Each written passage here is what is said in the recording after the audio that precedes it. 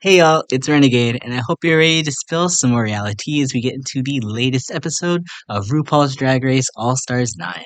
Let's get into things right away and introduce our beautiful benefactresses who will be kicking with us tonight through all of the stars, style, and spectacles of episode 8. Make your own kind of Rusic. Now, tonight, unfortunately, Cody and Whiskers will both not be joining us, but as always, we have our regular weekly podcaster, QuackrrJack, joining us here tonight. Jack, how are you feeling tonight, buddy? Oh, I'm doing great, sis. I'm living. I'm loving. This episode was a great one. I think one of the best episodes we've had in a little while. Not as eventful, but definitely a very fun episode. I think everyone got a chance to really shine, and that always feels good. Absolutely. I wouldn't say it necessarily was the most interesting, but I feel like there was a lot of like learning going on. And I think that's the one good thing about like these design challenge episodes. Since there's a lot of downtime, I think we get a lot of more like personal segments with a lot of the queens. And I feel like maybe that was where we got to kind of shine this episode was getting to learn a lot more of these queens that we've kind of known for, at this point, decades at this point for some of these queens. So I thought that was really cool. I have to, though, Jack. Tonight, are you playing homage to a hoe? 1000%. As what I like to call as an honorary member of the Dollage, if they'll accept me, I would like to pay homage to all of my Dollage alum, past, present, and future. And I know you are already on deck with a name, right? Are you ready to make your Was debut tonight? I? I Were don't you? I know. thought you No, I don't were. want to. Okay, I we'll don't save it. know We'll about save it. that. We should save. Yeah, we'll make that a special moment for later. So no worries there. We have plenty of other tea to get into tonight. So actually, I kind of wanted to start tonight again, kind of like we've been doing the last few weeks with some outsider tea that I've kind of found out through the woodworks and whatnot that I kind of want to discuss. And tonight, I want to go over Chanel's Roscoe interview that she did last week. I don't know if you saw this, Jack. Did you see it? I saw clips. I did not see the whole thing, so please do share. Mhm.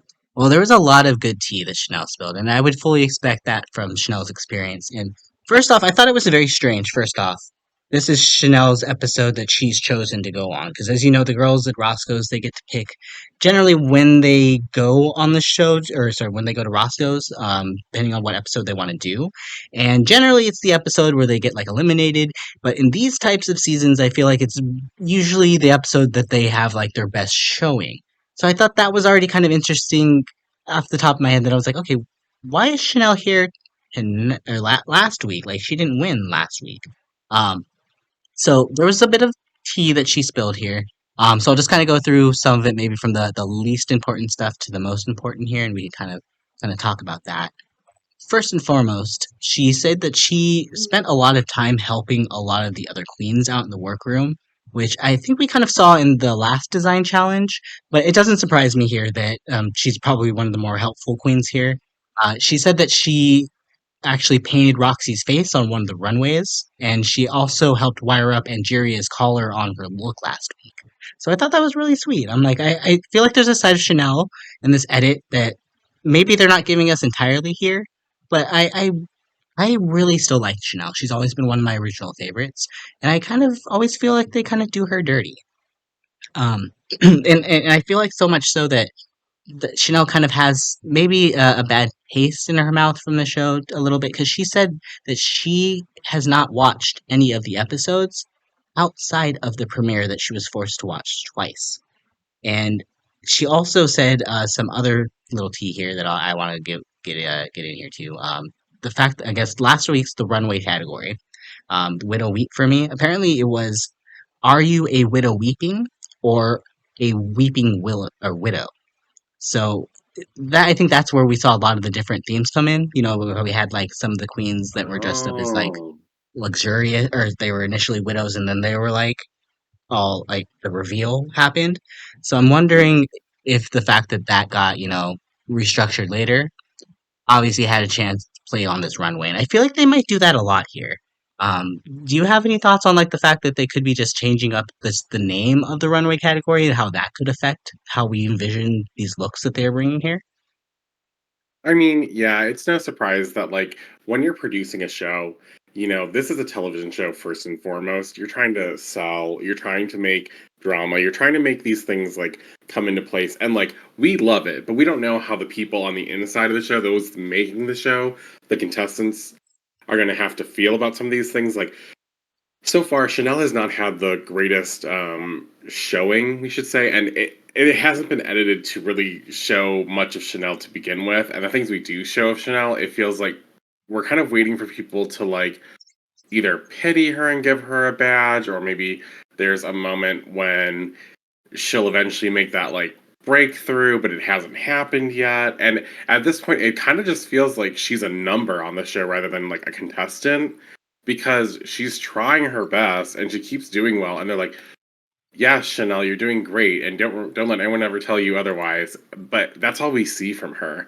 And so to hear these things, it's nice to hear that she helps other girls because we've seen plenty of other girls give assistance in the workroom. Like we've seen Roxxxy Andrews give help to everyone during sewing challenges. We've seen Nina West always being there to like help other people because that's kind of her gig.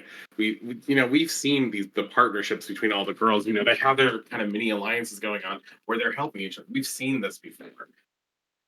So it's kind of interesting to find out that like Chanel isn't being shown doing all these nice things for the girls.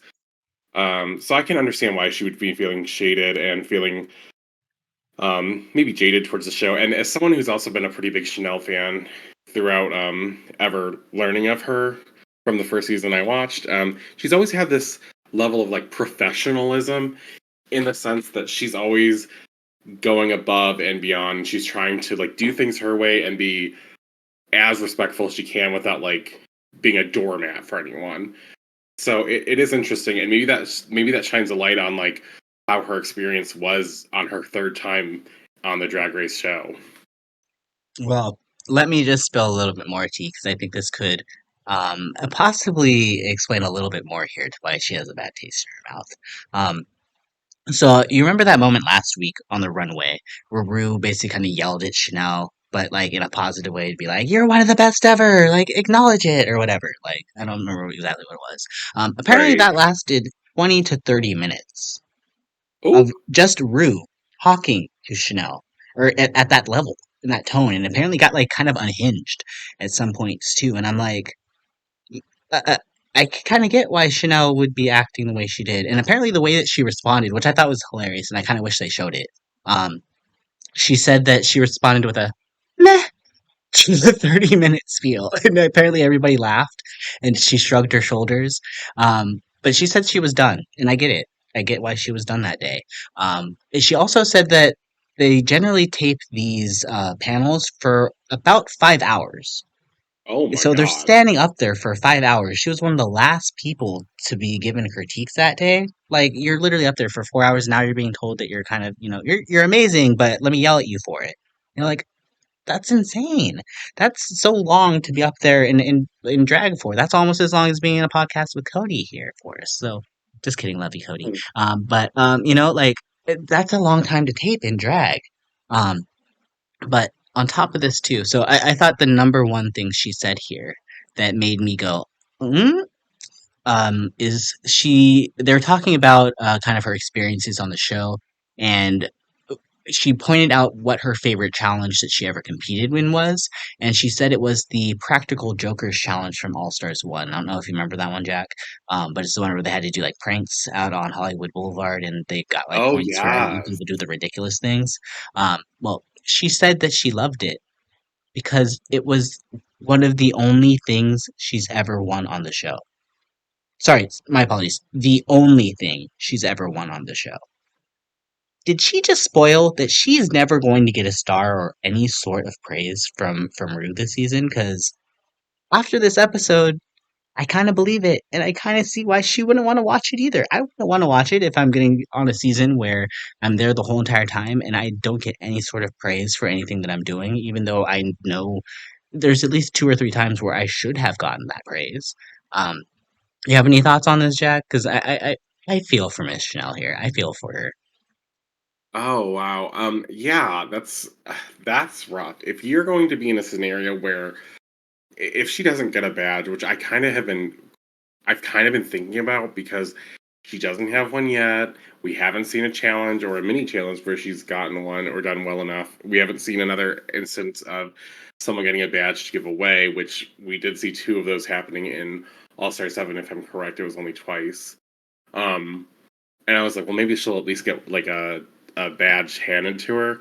It's weird because she's trying so hard, and she told us she's only here for the charity. So, the fact that she's trying so hard to really get something for her charity, if she gets nothing for her charity, she's going to feel like she wasted all this time, and she's just going to be a laughingstock in the drag community because people are going to remember her as never winning a challenge. Shannel, like, I don't think she ever won a challenge on her original season, and if she never wins a challenge on this season, or at least makes top two, then like it. And if she can't get money for her charity, she will have felt like she didn't represent well enough, and that's going to take a hit at her. And I mean, given her recent feelings and how that talk with Rue, I don't know how a talk goes that long when kind of getting yelled at. Because let's be real, Jorgeous and uh, Gottmik, Angeria, Vanjie, like, and I don't see Rue ever yelling at them like that. At any of the cast other than Shannel,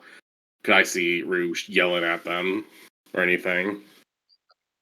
Yeah, At I least not feel that long. there's always kind of been a level of semi mistreatment with Chanel there, and I maybe jumping ahead here. I was going to discuss this later. Let's just jump into it now because I thought this was another big point of the episode. And when during the workroom walkthrough, when they're having their discussions on everything, um, Chanel says that she has some like past like traumas with the fact that she ended up leaving at the final four during her original season, feeling like she's always let Rue down. And it's very interesting that this is kind of bubbling to the surface here now, especially where she's been through this entire season and hasn't gotten any praise from Rue. And that was really what her thing was her original season, was that like they never told her anything positive that at least in her head that she was able to take away from it. She felt like she was always getting critiqued, and they kind of put her on a pedestal to be kind of judged a little bit more than the other girls. And I see that. I really do. I feel for Chanel. I feel like she isn't, for whatever reason, I do think that there is a little bit of like people like Jan, for example, too. There's some Ooh, queens that yeah. for whatever reason they just want to break down and highlight their breakdowns on the show. And I feel like that's what they're trying to do to Chanel. They're trying to make her break. They're trying to make her crack. And she's I she's cracked. I think she's there. And I feel like I feel so bad for her because there's no reason for her to feel the way that she does. And she's literally one of the OGs that it literally, if it wasn't for her, I don't think a lot of the queens would have the same sort of, self confidence, the same sort of pageantry background. If there's so much shit that Chanel has done, even in season one with all of like the Vegas, like the juggling and shit that she did, have we seen anybody else do that on the show? No. Like, Chanel is an original queen. Chanel's a great queen. And I hope, hope that Rue is not just fucking her over. I really hope at some point she gets some money for her charity. I would hope that at the end of the season, at least everyone's charity gets a partial donation, regardless of where they place. But the thing with Chanel too, and I hope I'm not skipping too far ahead, but I just wanted to bring it up. No, go for it. In Untucked, she actually goes back and talks about her family and how her father actually disowned her because of her doing drag and whatnot and her being gay. And it went as far as her stepmother told her that if she kept doing drag, she would never amount to anything and that she'll have wasted her life, basically.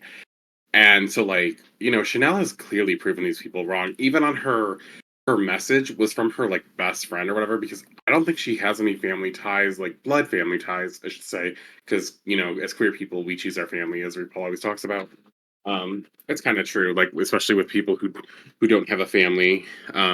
It's very true. We've seen people like Roxy Andrews, like Sasha Colby, who've had these huge moments because of their chosen family from their drag families that have had such a huge impact on them.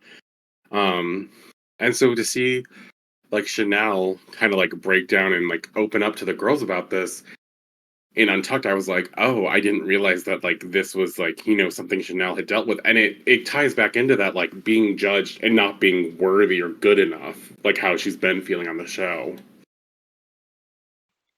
And you could definitely tell that she looks to Rue as a mother father figure. Absolutely. So you want that sort of praise. Kind of like I always think back to like Willem. When Willem, we were like, well, Willem, you're already successful. Why did you want to do the show? Well, I wanted Bru's praise. Bru's mother. I want that praise. So in a lot of ways, I feel like a lot of these queens do look up to her kind of like that. So it's like, and if you were looking at your idol and your idol is kind of shitting on you, like that's a rough place to be. And I can't help it. I still feel for her. And Chanel, if you ever listen to this podcast, please, you are amazing. I want you to know that. So there will be no other discussion here, even if she doesn't get a badge here about Chanel's worthiness, because I feel like Chanel is amazing, and I don't think that we can question that. So, um, hopefully, the experience was still positive for her. But it was definitely rough, kind of hearing all that from one of the queens that I kind of look at what is honestly one of the legends because she's been around for season one. So if other than BB, who's the other queen that I really look at that season? Chanel. So, um, I'm still holding out hope for Chanel. So hopefully she has Nina a. Flowers, Vagina. I needed to come back. Nina, come Yeah. back, and then we'll talk. But as far as we're talking about, like I guess presence on the show, Nina hasn't really had a presence since All Stars 1. Uh, but she's an OG. She's one of those queens. So I get it. I get it. Um, I want to get into some little more drama here before we get to the challenge for this week. But I think really the real point of the drama, at least for this episode, kind of stems from the beginning here. And it's starting out right away, basically, when Gottmik walks into the workroom, and she is not taking to being blocked twice well at all. She's feeling like Angeria is playing a huge chess game here, since Gottmik feels like she hasn't been doing well the last few weeks. And I was surprised to see even Nina joins in to defend Gottmik on the whole situation, and even she's kind of confused. Now, Angeria says here that Plastique's math last week apparently was mathing to her, and that's why she cut off her biggest competition out of those who had the same amount of badges. But then she replies later that there might have been a little bit of revenge mixed in as well, since Gottmik cut off Angeria week 2, and it's now, what, week 9?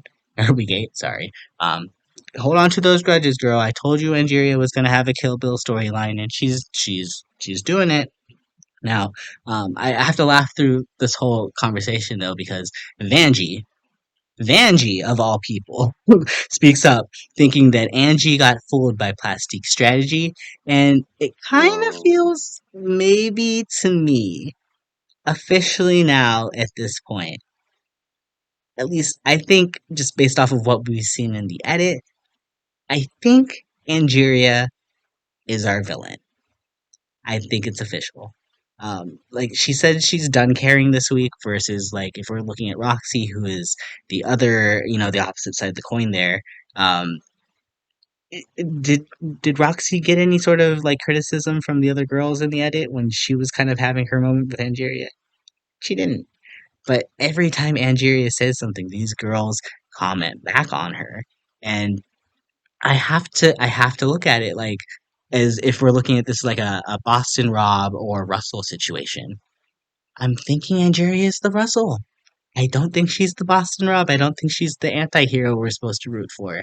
I think we were supposed to be Team Roxy here, and thankfully I'm already Team Roxy. Jack, what are your thoughts on how all of this went down here with Miss Angie and her cutting from last So I have opinions obviously, week? I and know. I'm just gonna be honest. I thought it was like kind of bullshit, kind of what Andrew was saying, and I wish she would just like agree with what she said. She's like, I want to get you because I want to get you. Like I wish she had just said that, and instead of using that whole like oh the math thing, because that wasn't the tea. We know it wasn't the math thing. She just wanted. Here's what Angeria wanted. Angeria wanted to block Gottmik because she wanted like her revenge, right? But the idea of her blocking Roxy again is gonna look really bad, right? Like it's gonna seem really pointed and really personal. So she can't do that. That is off the table. There was no chance for doing it again because then she'll be even a bigger hypocrite than what I think she was portrayed as this episode. And before anyone like calls me out, let me just go off of Angeria's logic. When Angeria first blocked Roxxxy, Roxxxy eventually blocks Angeria back. But in between that time period, Gottmik has also blocked Angie. So Angie, in her mind, had thought that Roxxxy shouldn't block her because she already got hit. She already got herself blocked by Gottmik, so she'd already gotten her like block back. But that's not exactly how it works, right? So when Angeria was blocked the second time, being the first time by Roxxxy, she felt like she'd already paid the dues, and like she was all up in her feelings and upset and thought it was personal.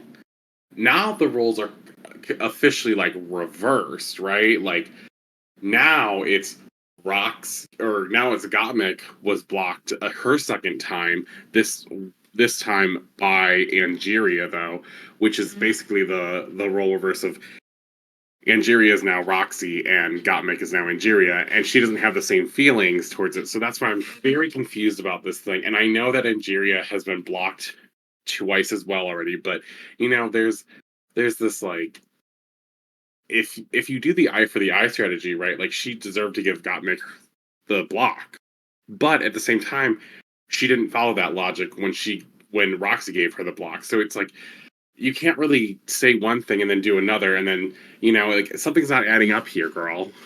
I think it's something we see in a lot of these strategy games a lot of the time, where people kind of take a very moral superiority for like their own game. They can really only see what they are doing. They just have like such blinders to whenever somebody else kind of makes a reaction or action towards them, it's always got to be personal, or it's things like these where it's like there's a game aspects to it, but when you're taking it personally and you're looking at it like you're not looking at it like a game. You're looking at it like this is life. That's where I feel like the issues come in here when you get the people that are being very hypocritical, like you said here, and they kind of say one thing and then they do another, and it's like they don't see really what the entire story is. I feel like so. I'm wondering, looking back on this, especially Angeria, because I don't know. I feel like public perception it might be on Angeria's side. I don't know. I'm just calling kind of what I see from the edit and what the editors are trying to tell us here. I don't think we're supposed to be siding with her. I think we're supposed to be seeing her just like he said here, as someone that is kind of flip floppy, kind of all over the place, kind of yeah, she wants to win, but maybe she's not taking accountability for it. Maybe she's blaming people like Plastique for saying things and then her taking actions because of these things. And we all know, especially when we watched the GOAT finale last night, we love blaming other people for our actions instead of taking responsibility for ourselves. So, you know, Hmm. I would love if on Nothing on Repeat for most of my day would have that Tyra speech where she yells at Tiffany. As much as I hate that she yelled at Tiffany for that side tangent, it's actually such a good speech that so many people need to listen to. Take Iconic. responsibility for yourself, because at the end of the day, no one is taking responsibility for you. I love Tyra. I don't care. I don't care what people say about Tyra. I still love her. Anyway, um, one thing else I kind of wanted to talk about here too, before we get to the mini challenge. Two things actually, two quick things. Number one, is Gottmik the first queen ever to smash a light bulb on their way into the room? Like I think Robbie Turner is the first queen to smash a light bulb on like the main stage. I think Gottmik might be the first queen ever to. She took out that light bulb with that fucking what was it, the belt buckle of her shirt? Yeah, yeah. Random, random. Um, I just thought that was hilarious if they replay that again. I was like, "Oop, okay, Gottmik, I see you." Um, anyway, other thing I want to talk about is, do you like these photobomb mini challenges? I No, find them no, there's no questionable. one fair. Yeah, I feel like it's so easy to just give the queens you like good setup, the queens you don't like the bad setup. I kind of feel like maybe Nina It, though winning this one. I don't think they necessarily did they want her to win this one? I don't know if they gave her like the setup, I think they gave the her the best pity setup. vote. You think they're just um, giving her the money here because they're like we need to give her some money? I think so. I think so. Honestly, they put her picture there as she was about to get fisted by a sumo, right? Like that was That was the joke behind her picture. And I was like, okay, that's kind of funny, but let's be real. There were other girls who were like giving it their all. Now, of course, it could be partially the edit. Like, maybe we don't see everything that happens and we just see like the good picture at the end. But like, this photo bombing challenge is essentially the makeover challenge of mini challenges where they can just guarantee whoever they want because you don't have to do well.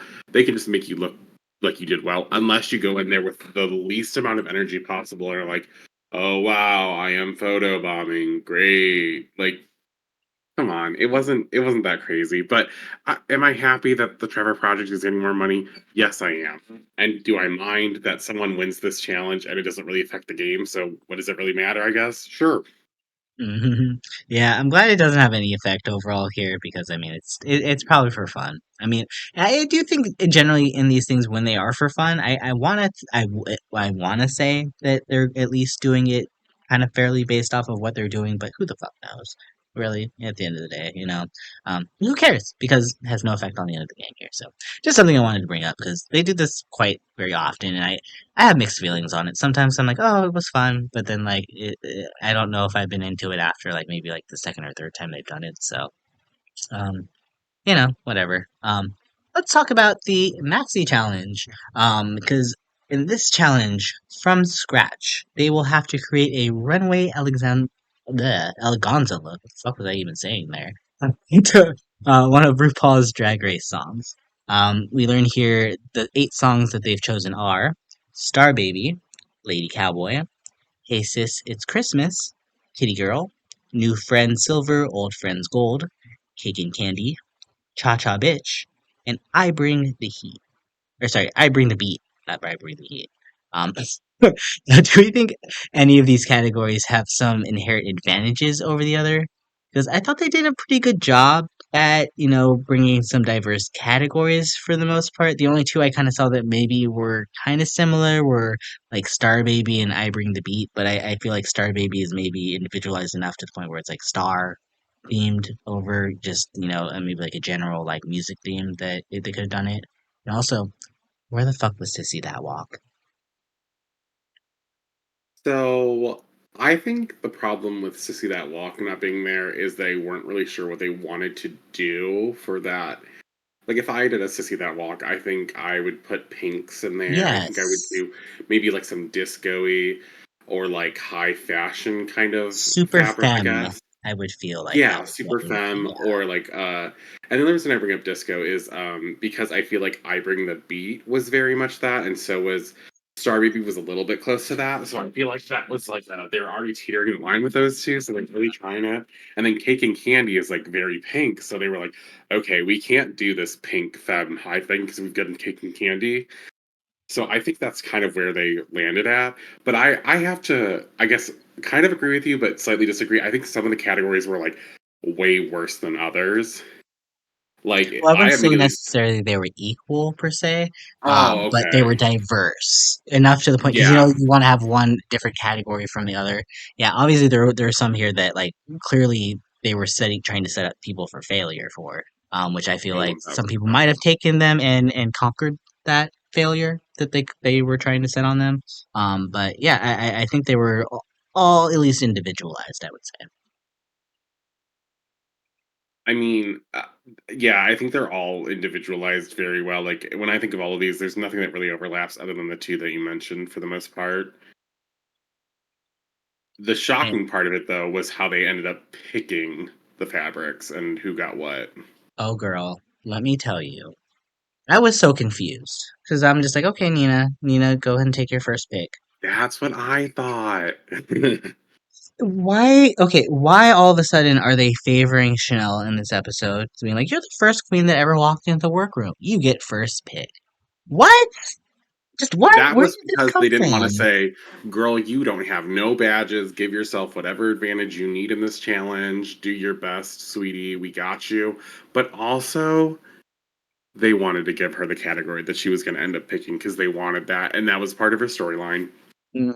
I do.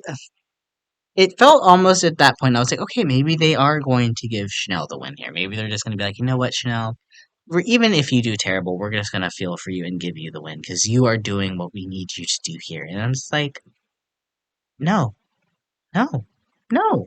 Like I don't understand what they're doing to her. We already talked about it earlier here, but I feel for Chanel. Anyway, it becomes a pick'em from there moving forward. So Chanel gets to pick the next person who picks category, who picks the next person, who picks the next person, and ultimately at the end, Nina is left over with the leftovers. I didn't think any of these girls were kind of thinking strategically at all. Apparently, everybody was kind of thinking of along the lines of, let me help people that are good at this challenge, so that way if I need help, they'll help me. But also, I, I, I I don't see the strategy, at least the competitive strategy in that, because all you're doing at that point is setting up your competitor to do well. And okay, well, maybe I could be safe with a little bit of their help. But I kind of think that's what ended up happening here. Did you have any thoughts on how this order lined up here, Jack?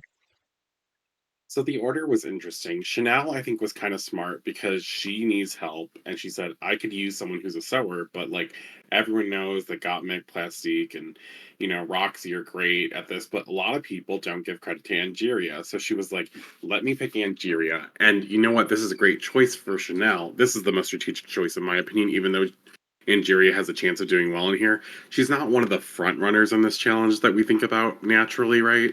Like she probably will turn out something, but is she going to be the first pick for first and second? Probably not. But she can still help Chanel, and Angeria's doing well in the competition. So if there is another challenge later in where someone gets to give out a badge, this might just be enough for Angeria to be swayed to give Chanel a badge because, hey sis, I gave you your pick of all of the categories other than the one that I wanted that you probably didn't want. So it's kind of a good idea. And then Angeria was like, let me fix my relationship with Mick by giving her this category that she wants. And I was like, I kind of see it. So Angeria is trying to like prevent herself from getting blocked this week. That kind of makes sense. From there, it goes into the friendship. Vanjie gets picked by Mick. I think, what was it? Roxxxy gets picked by Vanjie. Mhm. Plastique gets picked by or Plastique picks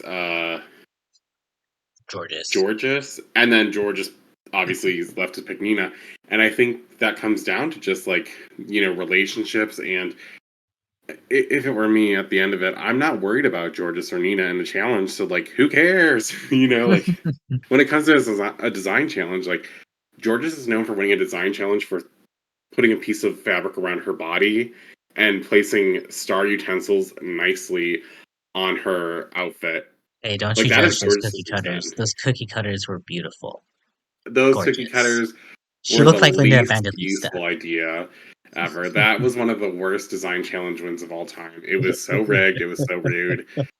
But Oh my like, god, you've given me an idea. We should do a ranking of all the design challenge winner outfits. Oh my god. oh god, Oh my I god. would have a heyday. Like design Idea. challenges are my favorite of all time. So this is why I was super excited for this week's episode. Like I love design challenges. The ball is my favorite challenge of all time. But like some categories in this design challenge really made me be like, oh, I don't want that no matter what. Like when Well, okay, so Vanjie ended up picking Kitty Girl, right? And I was confused. I was like, that is one of the worst categories, in my opinion, to pick because it was all animal print. It's Agreed. not probably going to translate well into an eleganza look. And the whole kind of idea is that you're supposed to make an eleganza look that's based off of the song. So you get fabrics that would work with the song title. So she essentially has to do a cat eleganza look on the runway made in the same amount of time as other girls have to do just like a fun outfit. I Can I was like, say that's something not about just that gonna pick though? on. I Yeah, feel go like if for it. any girl was going to do Kitty Girl and possibly get praise from the judges, it would have been Vanjie. I think she would Oh, have been the only 1000%. one that could have possibly pulled that category off. So I'm glad that she took it, to not hinder the other girls. She understood her assignment in this, so I'm glad she took that one. But yeah, I don't know if honestly I don't know if she would have done good in any of the other categories though. I could have seen her do a great job at Cha Cha Bitch. We've seen Oh, okay. her in Actually, yeah, Red. Chow Chow Bitch would work. Yeah. Cha Cha Bitch would have been great for her. But honestly, okay, here's the real tea about it. I don't think there was any chance that Kitty Girl was ever going to win the challenge, regardless of who got it. maybe in a world where Plastique or Gottmik got stuck with this category, or even Roxxxy, maybe they could have turned something out. But even then, the fabrics and everything I was looking at. I was like, I don't like this. This is not giving me eleganza. Like, I wasn't feeling it. Like, and as far as like the picks, Shannel picking the Christmas themed one was a like shoe in for her in the same way that Vanjie wanted the Kitty Girl. But I didn't think it was a good category. And the other category, I was like, oh, I don't want this no matter what, was Lady Cowboy, which is why I was shocked when Roxxxy chose Lady Cowboy. I said, "Oh my god, give her like the miscongeniality of this show because bitch, I didn't want that category no matter what Which because one I knew did they were you? gonna have some nasty stuff." If you could pick one, Oh, which one which were you one? picking? Yeah. Um, Easily I would have done either Cake and Candy or New Friends Silver and Old Friends Gold because Gottmik's box of fabrics or whatever. Oh my god, so good. There was like nothing bad in there. Like you didn't have a choice to like make a bad one. Cha Cha was great because you've got a lot of black, you've got a lot of red. Those colors almost work on anyone. And then I guess the stars was really good, but also like the pinks. I like I said, I want to be a college graduate so badly. Like I would love to rock some pink, even if it's not my best color. I would have gone for cake and candy too, just because I don't know why you throw candy in the mix, and for some reason, like the aesthetic automatically makes me just want to pick it. I don't know why. Sugar themed things like the sugar ball might be my favorite ball Oh, of all time. one of Just them. because it was just I don't know why I love candy. I love candy. I can't help it. It's because I'm just so sweet. Anyway. Oh yeah, girl. Yeah, Sure. I agree. Agree with it. Thank you. Thank you. You're Oh. so sweet. Well, Diabetes. hmm. Mm, Oh my God, don't diabetic me. Don't do that. Don't bring her up here. Okay, girl. Okay. Actually, I I love don't hate her diabetes. anymore. I don't hate her anymore. I hated her during the run of season 14, but I I enjoy her love now her because if it wasn't for originally. her, there would not have been probably like drama going on. So, I appreciate it. So, appreciate you, diabetic. I appreciate you. Um, Now, actually, let's go ahead and let's just jump into the runaways here because I think it's time here, and we could discuss some more like in-depth uh drama, some personal drama that these people had during the actual airing of the episode here, while we actually discuss their looks. But one thing I want to pop out here just really quickly here, the runway or sorry, the blah blah blah, our guest judge for the week is Jeremy Scott, and I'd be honest, I was like. Eh, because Uh, obviously, if you're a member of Renegade's Reality, you'll know that I did a video on Jeremy Scott Runaway that happened on America's Next Top Model, where he was just very extra, causing these girls, saying this girl was like offending him because like she put her hands on her hip, and the way that she put her hands on her hip raised her dress, and she was like, "You're walking out way too sexual," and so, he's extra. I will say. So I was kind of hoping that he was going to bring some of that energy and just randomly call one of the girls out and be like, "You're too sexual. You are too much for my eyes at this moment."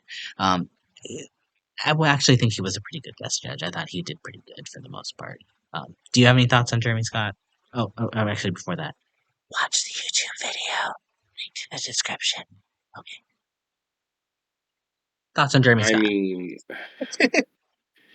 personally, I'm not a huge fan of Jeremy Scott. I do see that he has made a lot of important things happen in the world, like for fashion and queer people, especially like his. He talked about an Untucked, the Met Gala camp, having season 7 winner Violet Chachki go there in the glove dress or the hand. I can't remember what it was called. I'm so sorry. Love I is don't. iconic. I thought it was the glove. Yeah, but you know me. I wasn't. I don't always pay attention. But I mean, okay. So he's not been one of my favorite judges before. He has been on the show before. He's not like one of those ones that I really remember is making an impact on the girls, but maybe that's just based on the editing. But so I wasn't really like caring too much about it per se, but I think he did a fine job, other than the fact that I felt like there were lies told on this runway girl. There were lies, lies, Mm, lies, Liza Minnelli lies. I think he's just a big Gottmik fan. I think that's just what it is. Oof, apparently. But, I mean, we can talk about that later, though. To agree to disagree. Mhm. Well, let's go ahead and we could just jump into the runways here, actually in the order that they popped out here in the runway here, and starting out first with Miss Plastique Tiara, who had Star Baby as her category, and Plastique actually was making me very nervous going into this. They very much so set up that she was doing a maybe a task that could have been a little bit, maybe she was biting off a little bit more than she could chew. She was going for this gigantic train for her look. It ended up taking so much time for her to make this train that she does her face in literally 30 minutes that she does her paint job in, and goes back to working on her garment. And I'm just like, is this bitch gonna be able to complete it? Well, let's just say when she walked out on the runway, initially I was a little underwhelmed, but the more I got to look at this garment, the more I was just so impressed with everything that she had been able to create in the same time frame as, like, some of these other people wrapped a chain of fabric around their body, or made a little tube top. You know, like, this is probably got to be one of the largest undertakings that I think anybody has done in one of these runway challenges, and she did a really good job.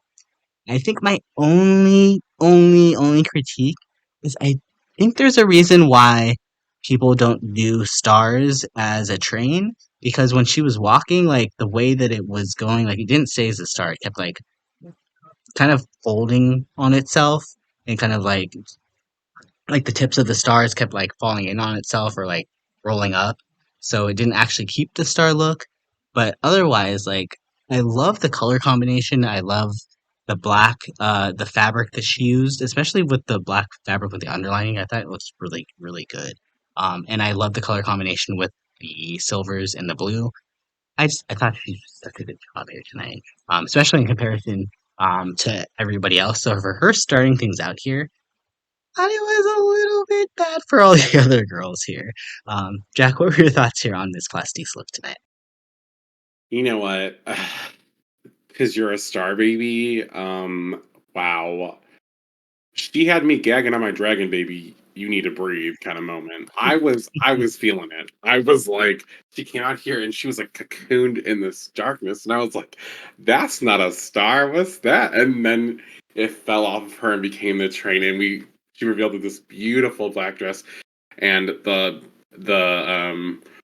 the pop of color and stars on the top half, and I gagged a bit because I was like, here she has these nice arm length gloves. She has this beautiful tiara crown like over her hair. Her makeup matches the blue tones of the star on the train and on the dress. It's so well created. The stars maybe weren't 100% perfect, but come on, bitch. Like, do the stars have to be 1000% symmetrical? We would love that, but it's not always going to happen. It looked so good. I was gagging. The only critique they could even give was like something about at one little spot, like the part was like coming undone of the lining maybe, and I was like, girl, bye. Like, you better come for the girls a lot harder then, because if you're going to critique anything Plastique has done here, I am shook, because Plastique looked amazing. Her reveal was great.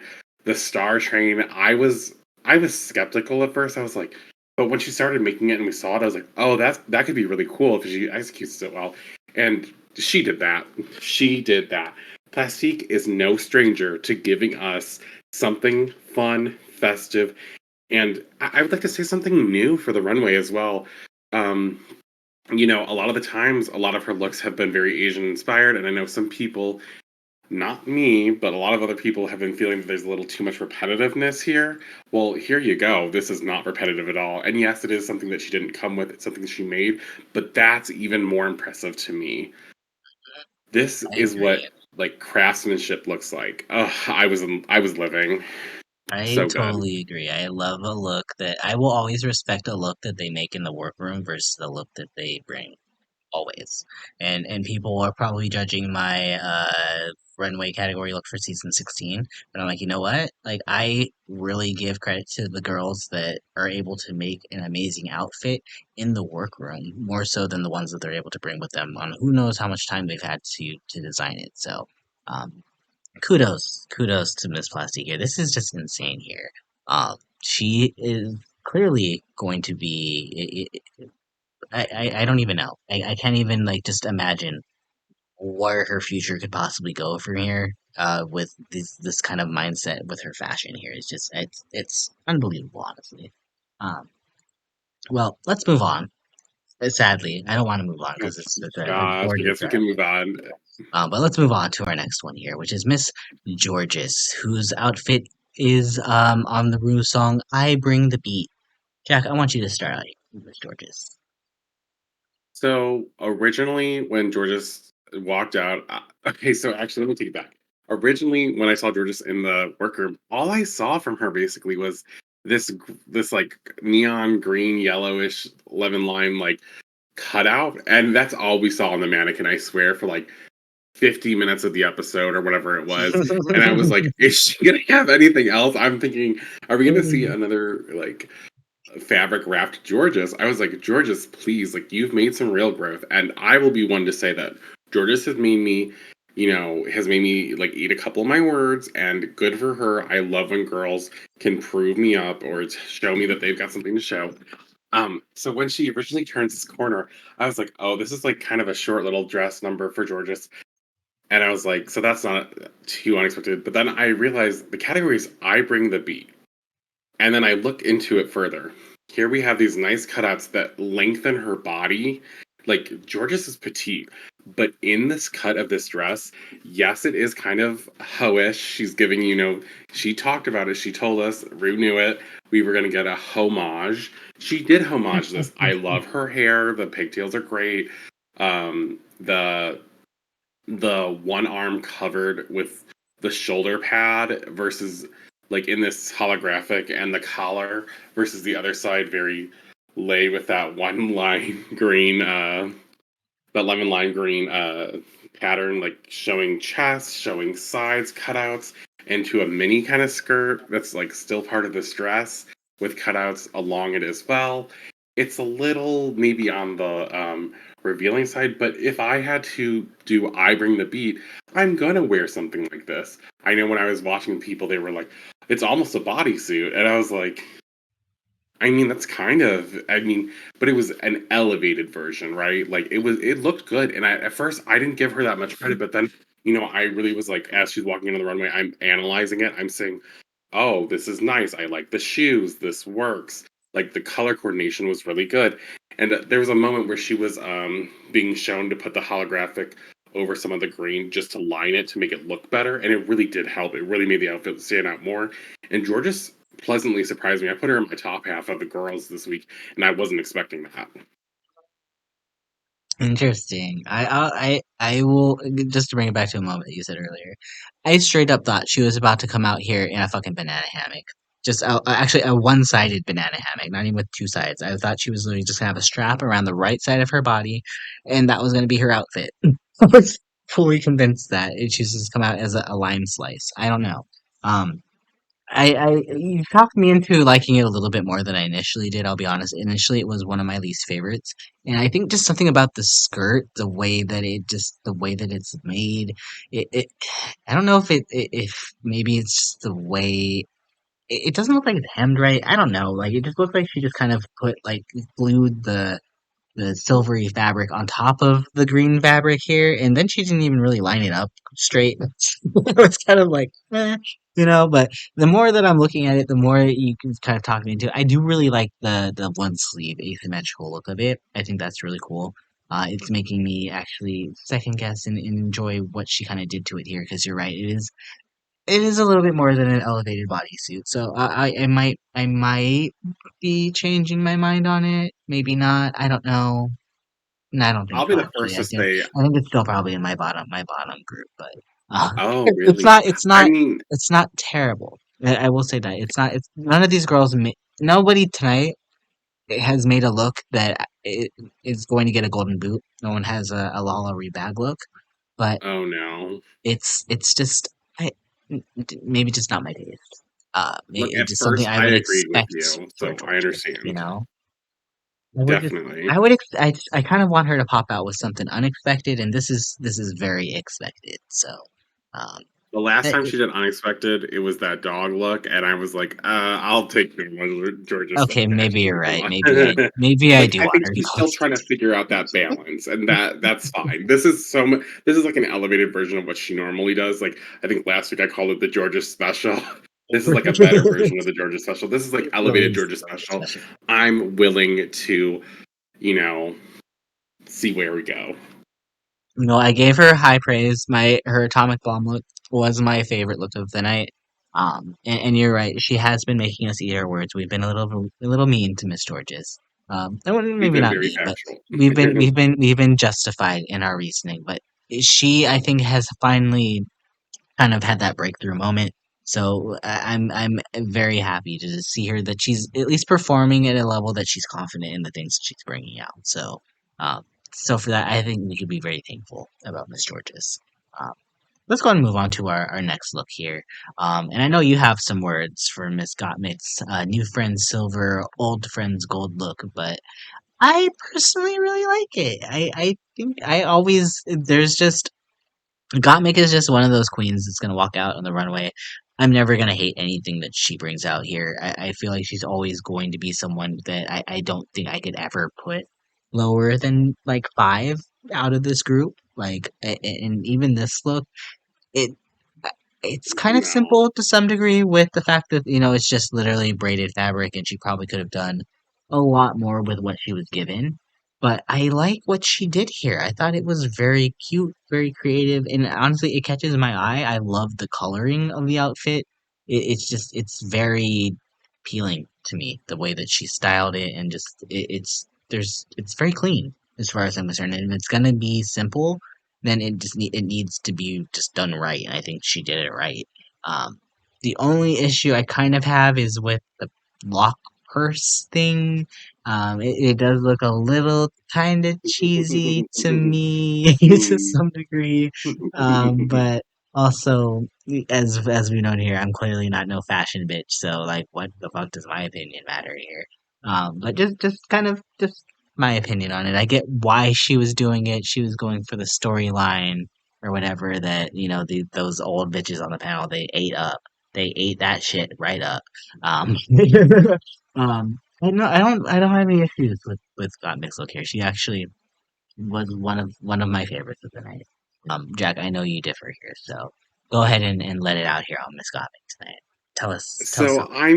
I mean, no disrespect. Everyone has their own subjective feelings of fashion and art, and the Dragula brothers say it probably best. Like, art is subjective. We're not here to judge your art. We're here to judge based on the challenge. Blah blah blah. Right. Right, right. It's So all meant with love, by the way, because none of us, I don't think Jack, you can create any outfits like this. I know I fucking can't, so this is very much like praise a to them. only a skinny bitch can wear this outfit and get away with it kind of thing.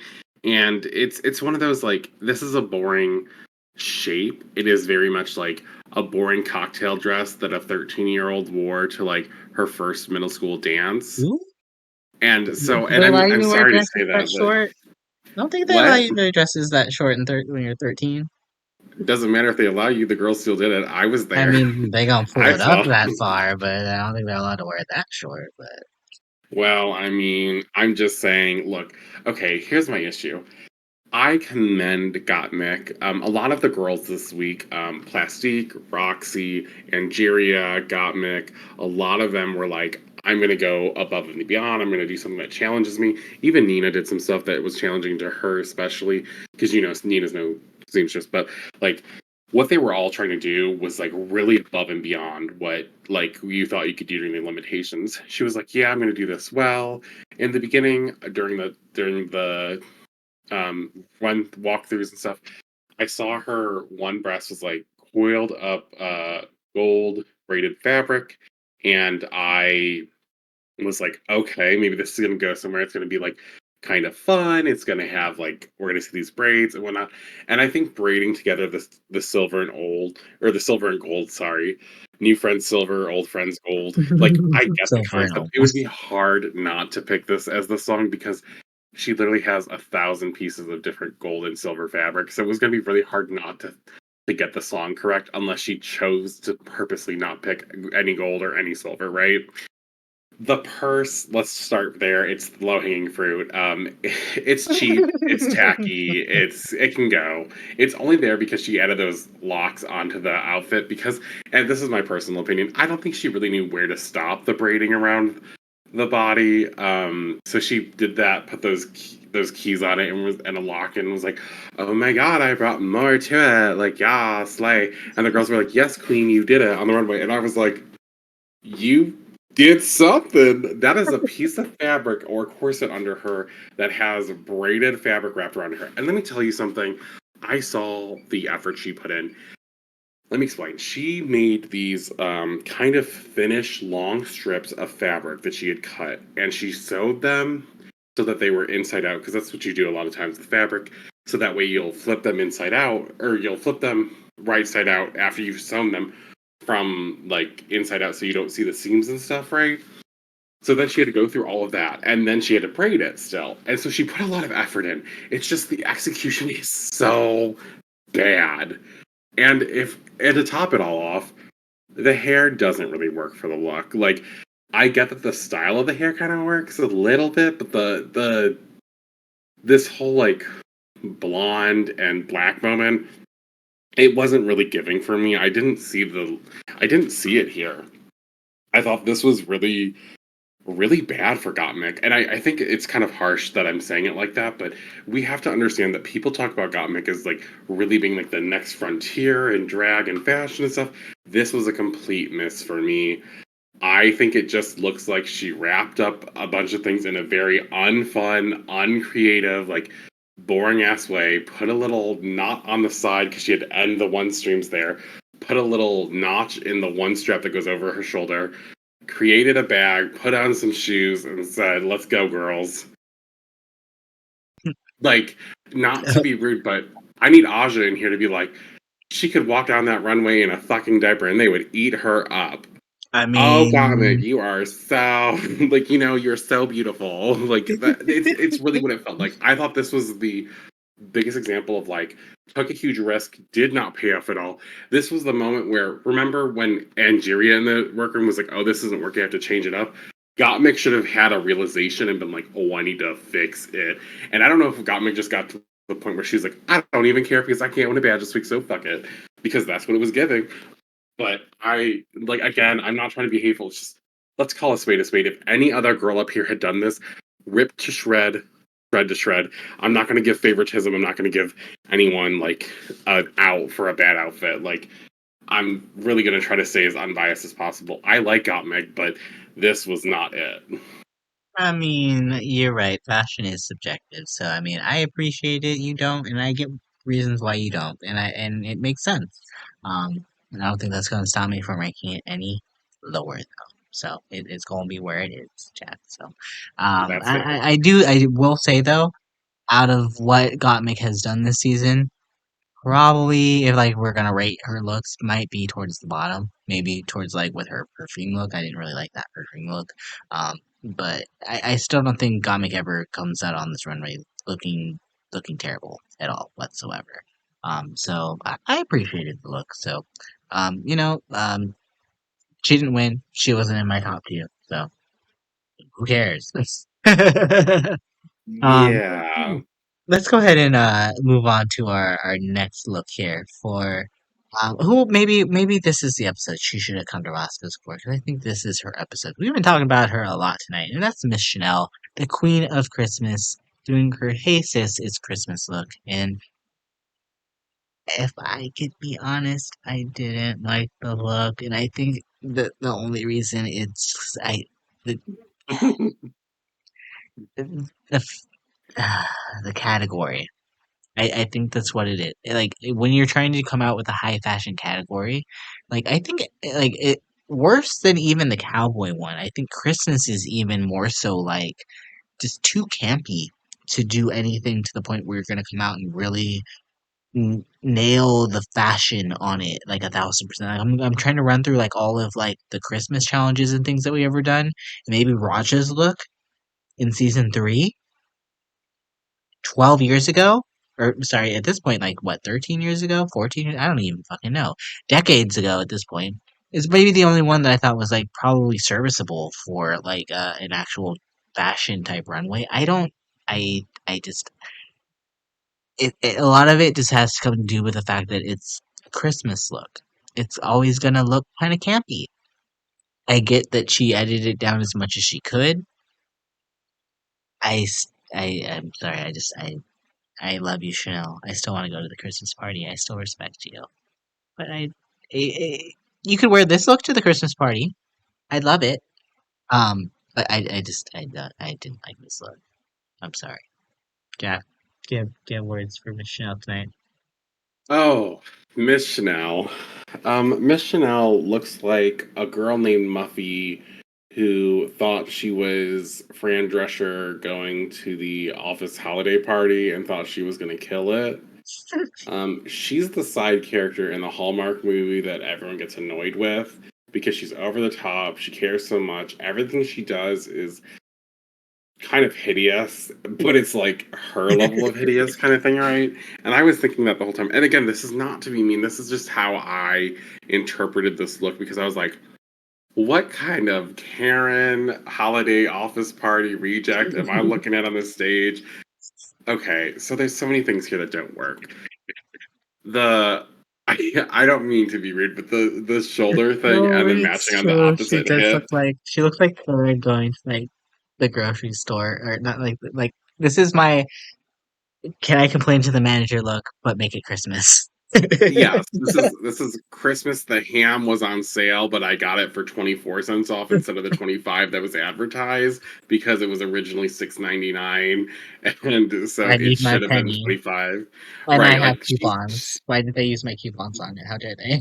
and I don't know if it's because she was getting this for the local church group or what she's doing exactly with this, like if she just needs the penny pinch to penny, I don't know. Look, my point being the tool bunched up here, it almost never works.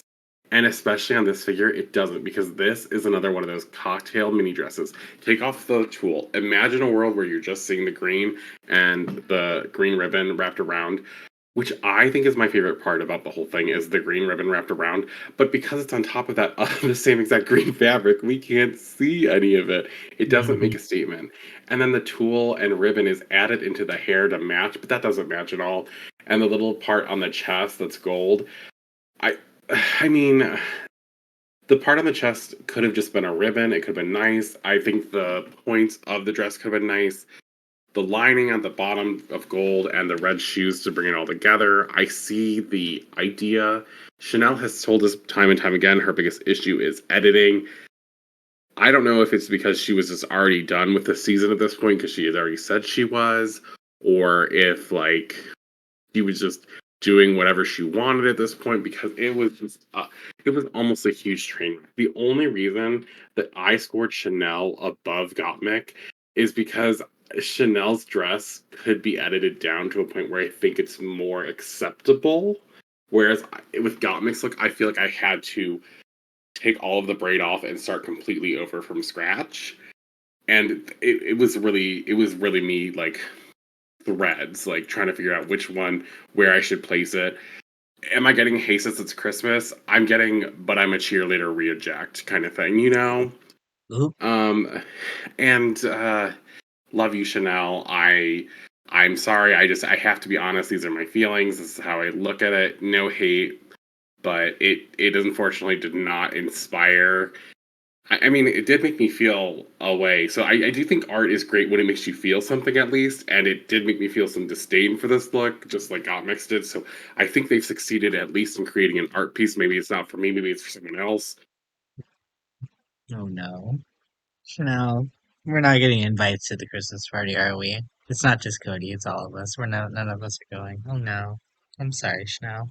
I'll buy a ticket, Shannel, if you let me. Right? Yeah, like we'll pay for it. We'll still pay for it. I'm fine with that. We still love you. We want to support you. You can take money out of my purse every day. I won't say you took $400, even if you do. Like, I love I'll you. give you Cody's purse. Right? Take Cody's purse. You won't find anything in it. But take Cody's purse. Um, oh, I'm. Uh, it just makes me so sad because I'm like I just I want so much for Chanel. I wanted this to be her moment, and I'm just uh, it's. I feel like she sabotaged herself with her choice. 'Cause I don't feel like there's any way this category was gonna win. Well, I looked back at it actually, and the fabrics in it were not bad at all. I thought the fabrics looked very good. There was a couple greens that I probably wouldn't have gone for. She went for all of them. There was a lot of white material. There's a lot of fun reds. I know she wanted to do green for the Christmas, but the way that she planned about it, she could have done white as the main with green and red accents. Would have worked extremely well. But we can't not talk about the what ifs. We have to talk about the Should what she is. have gone maybe a medium first angel route? Oh no, no, no, no, no, no, no, no, no. That's just getting in that territory of like Mother Mary. And let's be real, who wants to be compared to Mimi at first? I don't even think she's second. Like, come Ooh, on, man. ooh. Sorry, it was who would have thought Mimi on first would be brought up in this podcast tonight. Well, you know what? Let's go on to our next look here because this I think was the surprise of the night for me. I was actually not necessarily surprised per se because we all know Roxxxy is going to bring something to the table in a design challenge. But no way did I expect her to turn out a cowboy look the way that she turned this one out here. Most of her drama was really the fact that she decided to take a risk on doing the cowboy look, and the fact that the cowboy fabrics and everything like that. It was really not cute. It's all a bunch of traditional cowboy fabrics and whatnot. Lots of browns, a lot of poop colored stuff. A lot of like bandanas and Oh, stuff like that. Huh? what? I don't know. It's some there was some poop color, lots of poop colored fabrics. She had lots of poop colored fabrics, is what it was. Uh, but you know what? This is probably could possibly maybe one of my favorite looks of the season. Just based on the fact that she did this so good. Like this is possibly one of my favorite like Western outfit type styles that I think I've ever seen. Like I don't generally go for a Western aesthetic, but just the way that she was able to first off, it's so fitted. Like Roxy knows her shape so well, and she's able to always fit herself so good. I think this just comes down to the fact that she makes all of her garments all the time. So it's like she knows herself better than anybody else does.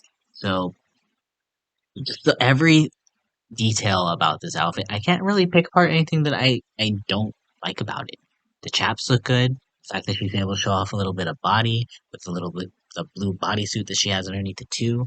I love the fact that she did some blue gloves with it too. I think that's so cool. And also the fact that she used the bandana as kind of like what was it? What do you call it? Like cowl? And it looked like a scarf type deal. I don't fucking know what to call it. It just looks so good.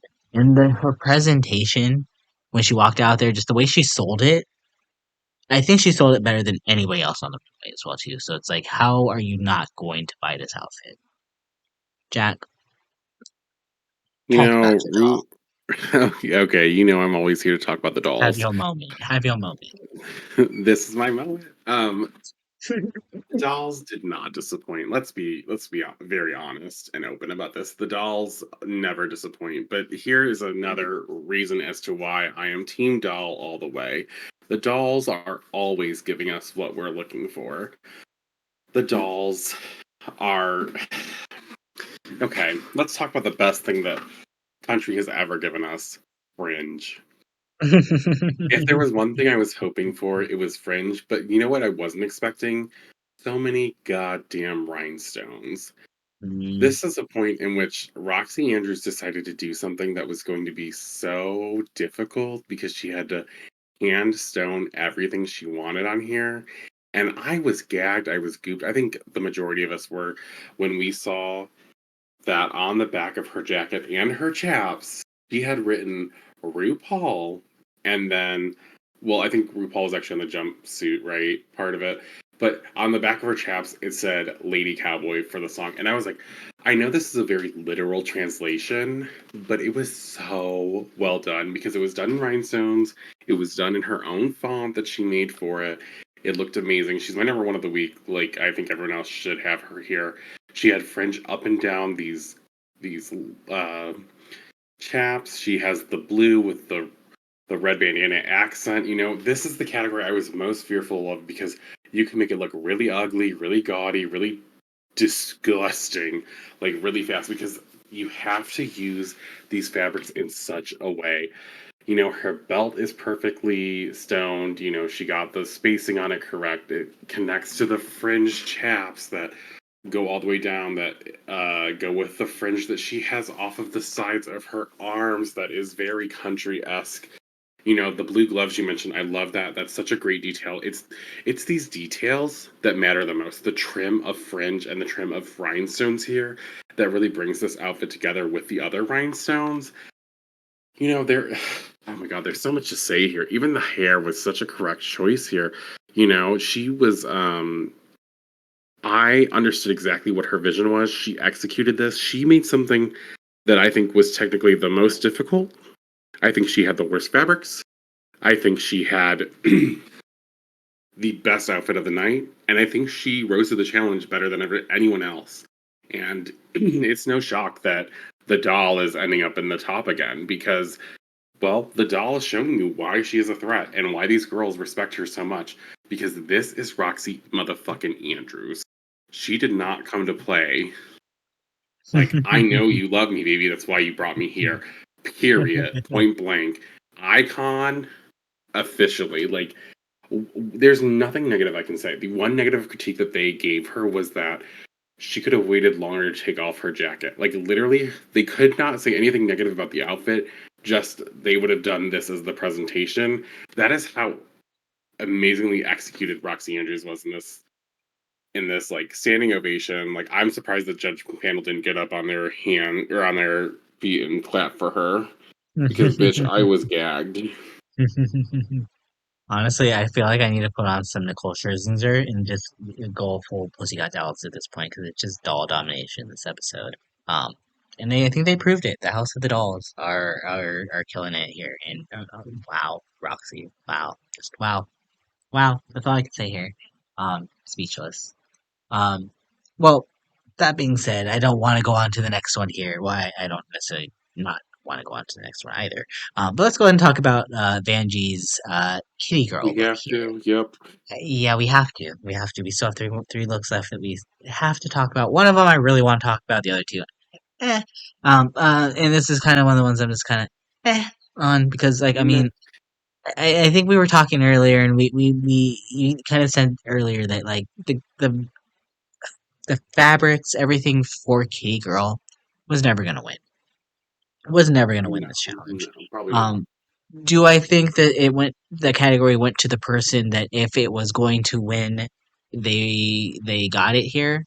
Probably outside of Plastique and like Gottmik being forced into it, yeah. Vanjie probably would have been the only person I think could have pulled it off if she could have. And I'm not mad at anything Vanjie did. It's just very expected. That's all I really have to say. Like, I like the belts are around it. Did she make the jacket? I don't know if she made the if she made the jacket. Okay, then I will give her more credit for it. Um, obviously she didn't make the boots. You know, like so she just found some boots that worked with it. So like I don't hate it. I think it's very serviceable, but I'm just compared to some of the things that we've seen tonight, I'm not as impressed as other people here. Uh, so I have Vanjie kind of towards the bottom of my list here. But oops. I thought she sold it well, and I kind of actually hate the fact that she just kind of moves and does whatever the fuck on the runway here because like it was so hard to get a screen cap of this bitch doing. her shit on the runway. She'll be like walking backwards, and it's the way that they film Vanjie on the runway versus anybody else makes it so hard to edit and so hard to do anything as far as anything when it comes to this podcast here. So I tried the best for the screenshot here. I'm sorry it doesn't show off the outfit, but it's the best you're gonna get for Vanjie here. Okay, Jack, what are your thoughts on Vanjie? It's a lot like what you said. It's kind of basic. It's expected. It's very hoochie, I want to say the word would be, but we're expecting Vanjie to make things like this. That's part of her name. Her name is Vanjie because her name is Vanessa, and she calls herself Banji, so she replaces the B with the V. So this is to be expected. What made me the most upset is when you pointed out the boots were not made by her. I was like, oh, that makes it worse because I think the boots look terrible. Did she make I the think that boots though? I assume I she didn't don't make the think boots. I assume so. she I has them with her, and I she don't like them with this. I think I get it. It's matching the accessories color, but it looks like cheap plastic, right? it Like, doesn't does even anyone match else? really the belts though. No, it really The doesn't. belts are It's a really a little too darker gray. shiny. Yeah. I mean, it's close enough that I don't really care because I wasn't thinking about this outfit anyways. But I think she made the jacket, and I think that. Well, okay, let's be real. Come on now. This was number I think 5 or 6 on my list. I want to I say have her five at because there'll be. 7. Oh, I have her as 6. I'm sorry, but Shannel and Gottmik were below this. I only Here's have why. Shannel below. I know you do. Here's why I put her so low, but still like middle low, I guess. I loved the red hair with the 6 is silver. I not think no it was. middle though. 6 is still low. This I mean, middle is like 4, 5, and 6, right? And 7 and 8 are low. I mean, I guess. Okay, sure. Here's my thing. 6 and 3 are very like on the edge teetering, right? okay, sure. Um.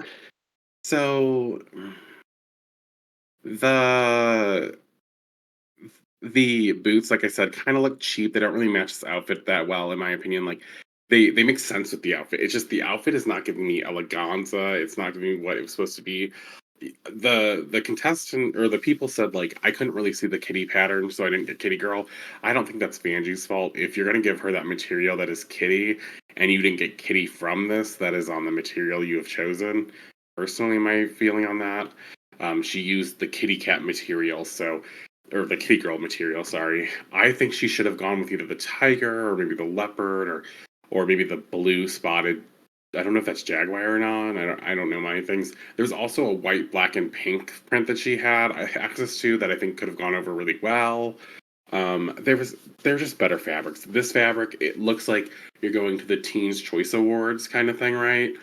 Like, Ooh, tell me this isn't like early 2000s, early it's 2010s Teen Choice totally Award giving girl. Lisa Frank. Oh my god, you're right. Oh, it does kind of give Lisa It Frank does give before the Lisa Frank. colors get Yeah. added.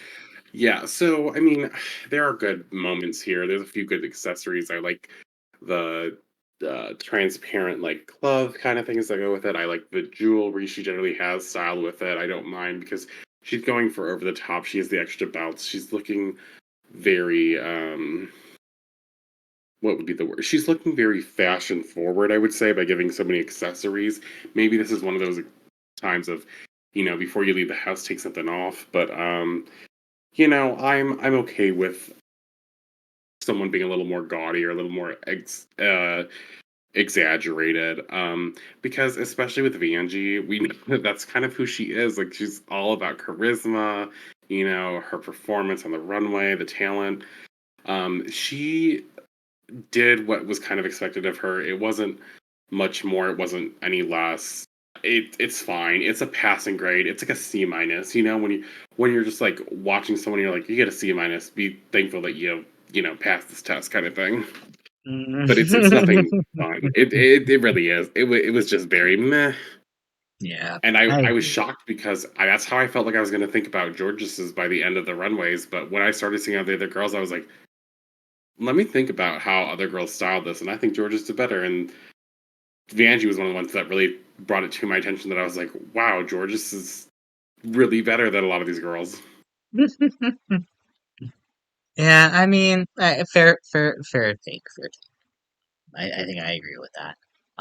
Let's move on to our next look here. This is a look I really want to talk about here tonight because we have been talking about Miss Nina West this entire season about how I I don't even want to say underwhelming because I don't know if I had expectations to be whelmed to begin with, No, but none. just Nina's runway package has been a runway package. It's been a runway Technically, package.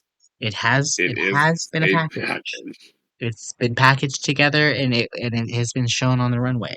Um, and Definitely not every something single to brag time it about. came up, yeah, I wonder what you were thinking. What was happening here? Who made this for you?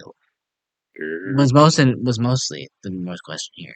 Um, but tonight, after her having this, I want to say Nina made other than Chanel might have been the other real big focus of this episode because she was really having a big thing about her body image this episode. Obviously, she's kind of more masculine with her figure, so Singular. she You know what? The wine is hitting. Okay, sorry. She's a little more masculine, obviously, so she has a little bit harder time of like hiding her figure, obviously.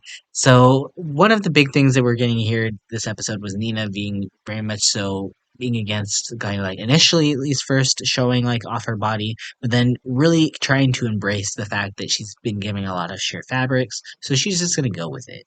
And can I just say this could be Dina's best look we have ever seen her in, and she made it herself. Like, I love her Lee Bowery look from her first season. Like, that might have been her only other look that I kind of actually really remember. But I Yeah, the feel hair. like the fact that she made this herself, the fact that she did all this, she made gloves. She made gloves! She looks so good. Nina is actually, I would say, could have possibly won this challenge. I would have not been surprised, like if Plastique or Roxxxy had a stroke at some point. Oh no. I would not have been surprised if Nina ended up in this top two. I honestly I wouldn't have been surprised if Nina ended up in this top two, even with both of them being here, just because this is best she has ever looked. Fight me on it. Tell me I'm wrong. Tell me I'm wrong, Jack. Is this the best Nina has ever looked? I can't disagree with you. This is the best Nina has ever looked. What I will disagree with you on is I think that this is where judging is very difficult because you have to try to stay as unbiased as possible. Um, Nina looks amazing. This is true. I loved what she did with this. She looks sexy. This is a side of Nina we haven't really seen before. The outfit is great, but do I think this is better than Plastiques or Roxy's? Not by a mile, and not even by an inch or a centimeter or anything. Like, it's just not. It just isn't. But it's amazing for Nina, right? Like, this is the growth that we're talking about. Like I was saying about Jorgeous, I've really seen growth in her. This is the growth I'm seeing in Nina. Yes, we saw in the paintball, it was a complete disaster. It was almost as bad as the presidential debate. But let me say, tonight's look, honey mama, this is sickening. She really incorporated her fabrics. I knew what her song was. I said, haha, it was like cha cha bitch. Like, I got it. I got it. She picked such a great, like, transparent, like, sexy black material as the body. And let's talk about her body. Snatched, cinched, amazing. We have this, like, almost mermaid tail kind of flow. We have this like hourglass shape going on to do the corsetry, sorry. And I mean, she looks amazing. The gloves, I know she had a lot of help from other girls because she was really trying. This was her moment where she was like, I'm pushing myself past the moment of what I had. She made a headpiece and gloves. Take that for a minute. A headpiece and gloves and kind of recreated the corset on top of also making a dress that looks amazing on her body. I was shook. I think we were all confused. And her hair was good. Oh my god. I never thought I'd see the day. I really never thought I'd see the day where Nina gets some decent hair on as well. The only critique I really have on this is I think the headpiece could have done better if it was like differently shaped. But you know what? It's just pushing so far for the nitpicking of this because what Nina has accomplished now is she essentially won a design challenge if it hadn't been for like two other girls being here. Like, and this is a season full of design queens. Like we have Gottmik, we have Roxxxy, we have Jorgeous, we have Angeria, we have Plastique, we have Shannel, who's known for making outfit for doing being very crafty. You know, we have a lot of strong contenders here of people who could make amazing outfits. So like the fact that Nina is so high up the list, that's a win for her. This is a huge win for Nina. I'm proud of her for doing this. She looks amazing. The gloves matching the corset, matching the headpiece, these accent pieces. These are some of the details we talk about when you're really looking at a design challenge. You're focusing on these details that bring together the outfit. She looks sexy. She deserves to feel sexy. Good job, Nina. I love this for you. I can't give you the win because this is not a most improved contest. This is who did the best, but you did an amazing job. I mean, I agree. It's definitely not a most improved contest, but I still would have kind of almost wanted to give her flowers on this because this is just so good. Like it had any of the other top two just flopped a little bit, I Mm-hmm. would have been wanting Nina up there, like because this is just beyond what I would ever I agree. expected from her, and I'm so glad. I might have even said this last week.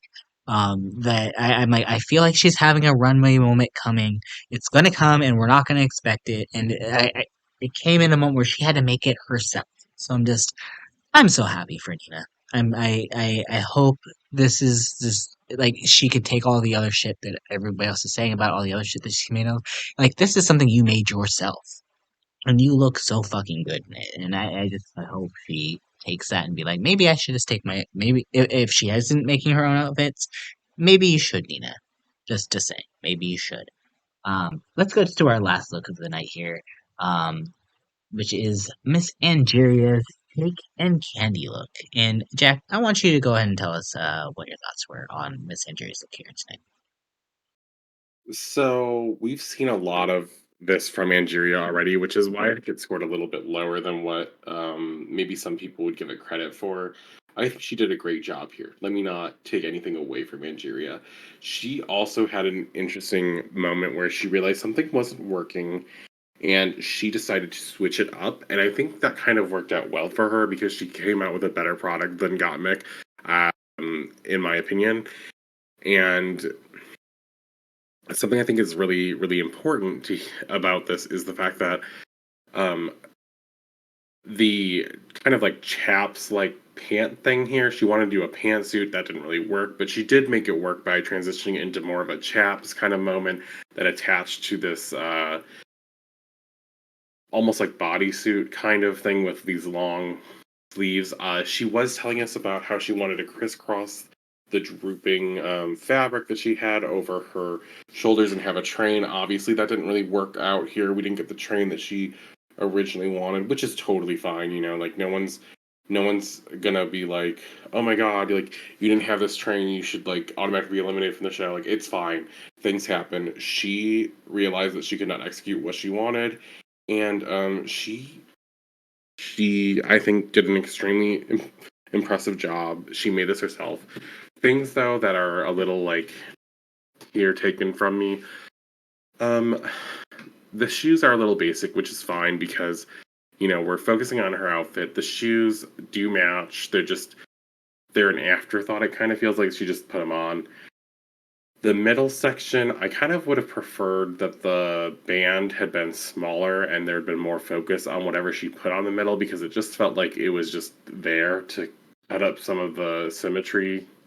The hair we have seen multiple times. I don't mind when a girl wears hair once or twice, but like, in these levels, we have to really take those in consideration.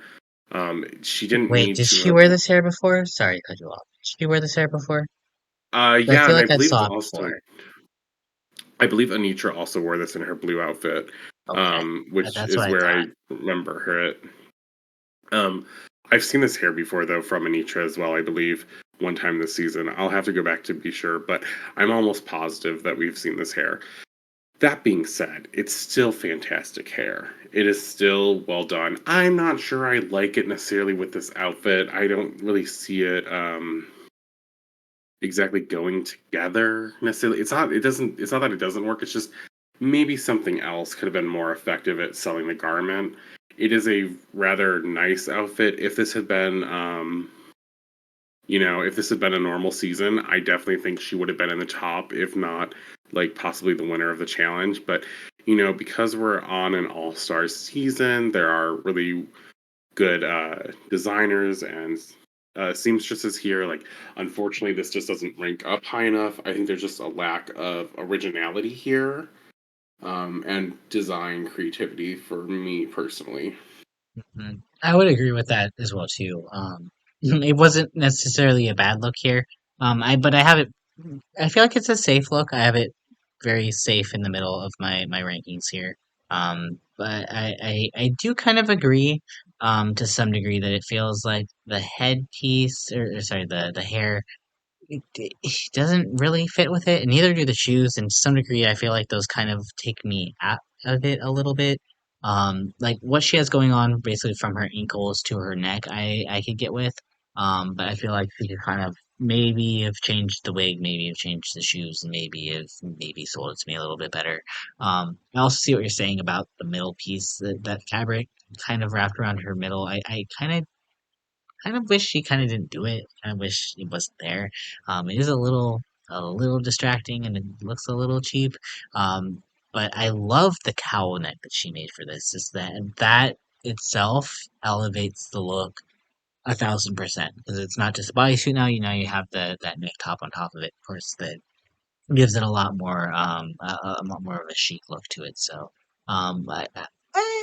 there are some things I would change about it, but there are also some things that I think she did really well on. So not mad at Angeria here tonight. She did well. So you know what? I also think it was a pretty successful design challenge here. I mean, these queens tonight, I think For the most part, everybody did well.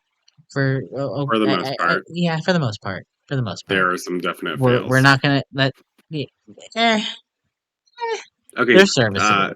They're serviceable. If we saw them on like I any could other design change challenge, them and figure it out. they might have won. They might have won. I th- There's some looks here that would have never won no matter what I season they think were I on. think there's maybe one or two that they could have possibly ranked high in some other seasons. So Probably I'm not about mad at any three of of them. them at I'm not least mad that at could have them. never won. The Gottmik one. You're hating on this Gottmik look. This Gottmik look could I think probably you're win loving the another Gottmik too one. much because it's Gottmik. I think this is a Yes, that's positive part of bias. it, but it is, yes, it's part of it because I love Gottmik. But yes, no, it has to, no, no, I don't hate it because of it. No, I say what you don't want. think it's wrong to Whatever. have feelings though. I admit that I'm biased. I'm fine with it. And you know what? As far as I'm concerned, the correct top two won tonight. That's the With only thing that mattered. Plastique and Yes, you're right. Roxxxy. And you're right.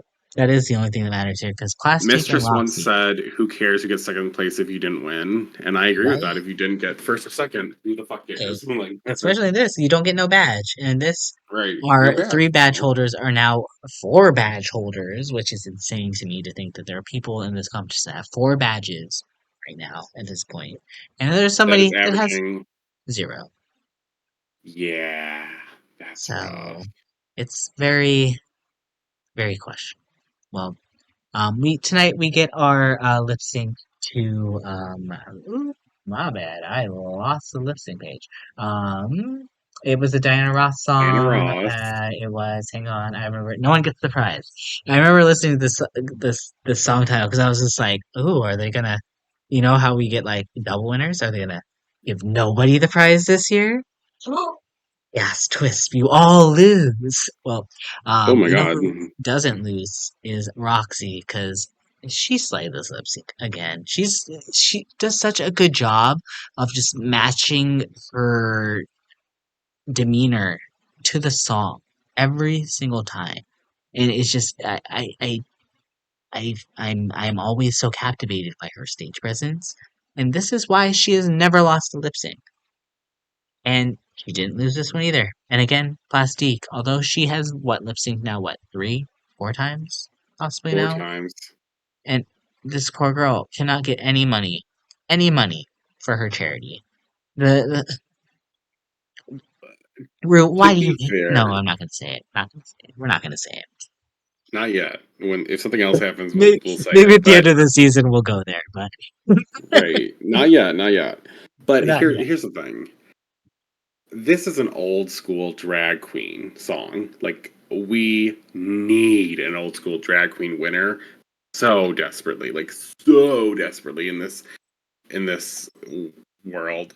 And I think Roxxxy really sold not only sold this lip sync, this is the best lip sync by a landslide this season, in my Oh, opinion. And I for don't even think it's sure. close. For I don't sure. think it's even slightly close. I don't think anyone. Actually, Black Cat with Janet Jackson was pretty good too. That was pretty good. Yes, I agree with that. I But might need I to I think may this need to lip go sync, back and rewatch those two, but between the two, yeah, these are going to be the top two for sure. this was my favorite For lip sync now, at by far least. because I was shook. The beginning of the song, even with just the finger, and I felt Diana Ross coming out of Roxy Andrews' body speaking to us. I was, what am I doing? Like I was immediately transported there.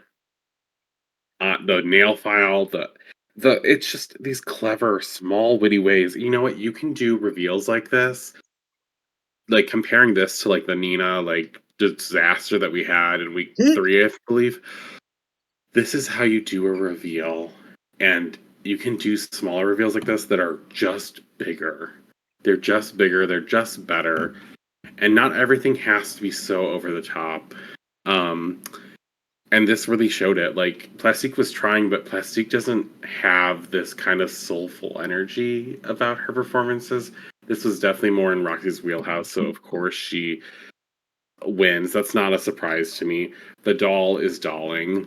You can't read the doll. You can't beat the doll. The only time Roxy's going to lose a lip sync is if they have a reason to make her lose a lip sync, I think, at this point. The doll is dolling. That's all it is. The dolls are dolling. Does make me kind of fear for the moment that she loses the lip sync is the moment that they're like, oh, Roxy's not going to win. But I'm like, you know what?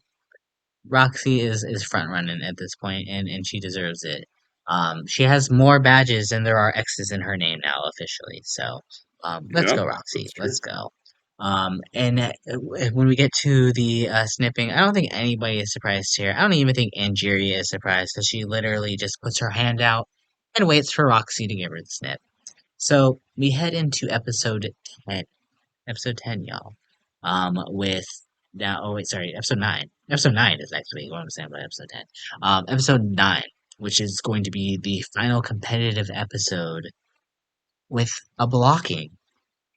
And Angeria can no longer get a badge, which means that there's a possibility of out of all of these people that have two badges, someone could possibly catch up to Angeria here now at this point to put pressure on that third place spot.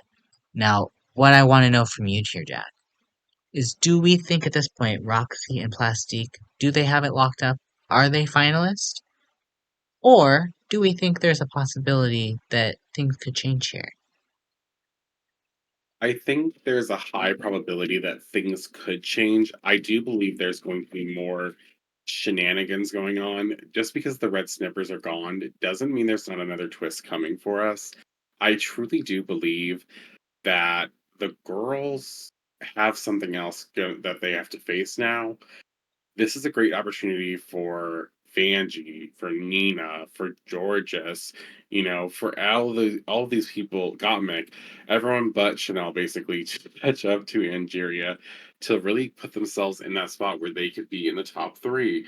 Do I think Roxy and Plastic have this completely in the bag, guaranteeing? No. Do I think they should? 1000%. I do think they should. I think we would be it would be such a sad moment if Plastique and Roxy both didn't make it to the finale in the top three. I would be very upset about that because I think they have performed the best overall in the competition, the most consistently. I think that they have easily earned their spot. Whether or not they get there, I hope and pray my dolls make it there. I want the dollage in the final two if I could have it that way. Um, but there's always twists and turns. Angeria being blocked makes this a really interesting moment because she either has to put her foot back on the gas and win this next competition, or, who knows what's going to happen with this upcoming challenge, because right now we have Plastique, who's won 4 times, no money banked from the lip syncs. We have Angeria, won 3 times, 3 times money banked. We have Roxxxy, won 3 times, 3 times money banked, plus her mini challenge wins, and anyone else who has mini challenge wins for money banked, right? Like, we're really looking at a very interesting turning point here in the competition, where we have 2 girls of the top 3 who have won all their lip syncs, this money banked. I assume we're looking at a they're going to draw eventually Roxxxy versus Angeria lip sync coming up eventually. I can't imagine it not happening. Plastique, though, not making any money for her charity. Interesting. I wonder if they're going to remedy that somehow with her winning a lip sync, or maybe we'll see an episode where she finally wins the lip sync, or maybe she ends up being the winner of the whole thing because she lost all the other lip syncs, but she finally wins at the end. The other possibilities, we see girls like Nina, who we all think has no chance in hell of ever winning a lip sync. Maybe she wins one lip sync. I don't know. Maybe that's crazy. A possibility. Who knows? But there is something I have to say on this. Roxxxy snipping Angeria makes sense. She's the doll. She did what she had to do. She told everyone eye for an eye. She's gonna try to be fair about everything. So it'll be interesting going on. Now, my only other question, and this is a question for you and everyone else: what the hell were Shannel and Vanjie thinking when they were changing outfits? Okay, and look, I'm I not saw trying to that be too. mean. I'm not No, trying to I be mean saw because that. Why I did they saw do that? Gottmik change her Why? outfit, and the reason I'm not saying Gottmik in here, even though I put Gottmik in last place, here's my thought. They ate her up on that runway. They were like saying all the nicest things they could to her, and they were saying all the bells and whistles and trees to her look. And I was like, I understand why she chose to change, because other people were like, yes, you got so many good critiques, but girl, some of these girls really need to take a moment and be like, is this it? Like, I understood why Nina changed, even if I didn't think she was in the top 2. Like, they praised the hell out of her, but like, Vanjie and Shannel, girl, come on now, keep it 100. Yeah, I saw that too, and I was like, why did they change? I don't think you want, but well, something you brought up here is the shenanigans here, Jack, and I want to end tonight with maybe a look ahead into what we're looking at for the next few episodes here because I may have done a little Google searching, and the episode titles for the last 4 episodes, including the Rusical, which will happen next week, are now available online, which means to some degree, based off of kind of what we're already experiencing with the fact that the Ruby Snippers are ending here, we can kind of gauge to some degree how the season will or more than likely could possibly end here. So I'm going to go ahead and end this podcast tonight with some spoilers. So if you don't want to know what any of the other remaining challenges that are coming up on RuPaul's Drag Race All Stars 9 or what will be happening in the next couple of episodes as far as what they're partaking in, leave now. Get out. Get out. This is your moment to leave. Okay. Now, if you're still here, that means you want to hear. So, let's get into some speculation because I love speculation. It's one of my favorite things to do. So, now, according to the episode list, there are 12 episodes, which I believe is pretty guaranteed, something that's kind of normal in an All Star season. So, there will be 12 episodes for All Stars 9. It's revealed episode 9, which is next week, will be our Rusical again, Rosemary's Baby Shower, which I fucking hilarious name, by the way. I kind of love it. I'm kind of very excited for the musical for next week. But that brings us to episode 10, 11, and 12. Now, as they kind of stated this week, there will be no more snippers after next week's episode, which to some degree makes us feel like episode 10 would probably be the last competitive episode for anybody to really be able to get stars in. Especially because, based off of what they're doing here in the last couple episodes, episode 10 is the Lip Sync Lollapalooza SmackDown. That means episode 11 and episode 12 will be devoted to the grand finale variety extravaganza, which means that we will have our finalists after episode 10. So, if we're looking into this any deeper here, y'all, And what we could go off of the All Stars 7 uh, or how they set up their format here. We could expect their final challenge to probably be a challenge where multiple badges are going to be handed out. Now, here is my question and my thought process behind them doing the Lollapalooza SmackDown for episode 10. Could this be a situation where we're looking at them doing the Lollapalooza as they would normally, and every single lip sync that a queen wins and advances on, they get themselves a badge? Could we possibly be seeing a situation where somebody gets a badge next week and also manages to sweep the Lollapalooza to get 2 or 3 extra badges and manages to find themselves in the finale at the last second, kind of like Shea Coulee? I feel like that possibility is very, very wide open here, especially considering, I mean, anybody basically at this point other than Chanel has a chance at this point if they get 1 badge this week and 2 badges next week. Let's say for whatever reason here, let's talk about Nina. She has 2 badges this week. She wins the Rusical. She gets a 3rd badge. She wins the lip sync Lollapalooza for whatever reason and gets another 2. She now has 5. She now has more badges than Plastique. Plastique does not get any, or Roxxxy as well too. If they don't have any of, they don't get any badges, any additional badges. Nina has more than them at that point. If 2 people do that, all of a sudden Plastique and Roxxxy are now on the bubble of making the finale. There is still a lot of possibilities that could possibly happen in these last couple episodes, and I think it all just comes down to how they decide to run this Lollapalooza. Especially because from what I gather here, it seems like episode 11 will probably be like a She Done Already Has Hers variety show where we get like the eliminated girls who are not in the top 3 who do their performances, and they'll probably give like a secondary prize away for one of them. And then we'll have a grand finale where our final 3 do their variety shows, and then we have a winner. Uh, Jack, go ahead and close this out tonight for your final thoughts on all of this tea and where you think things could possibly be heading in the future. Because we still have a full third of this season to possibly change things at this point. So it's interesting that you bring this up because I had a couple thoughts myself, and this is something that maybe could happen, but again, this is a very theoretical, like, I don't know if this would ever happen scenario. But I did kind of wonder if maybe during the Lollapalooza or maybe during this next episode, we'll see people win a star, but maybe also they'll have the ability to either give out another star or what could be more fun is stealing stars. Think Mario Party-esque. I thought stealing stars. What if people like won their lip sync and then they were allowed to steal the star from those that they want to lip sync against? If you choose to lip sync against someone and you beat them, you can steal a star.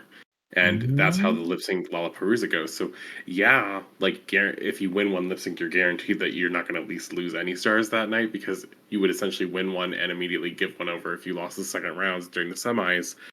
But I mean, that's a possibility. Or maybe when you win, you get to steal someone's stars. You know, there's this huge like what possibility could happen. And if we're doing a lip sync Lollapalooza, how do you make this different than just on any other season? Because every other season, it's oh well, someone's going home. Well, no one's going home. So what's happening then? Unless all of a sudden someone's going home now, but I just don't see that happening.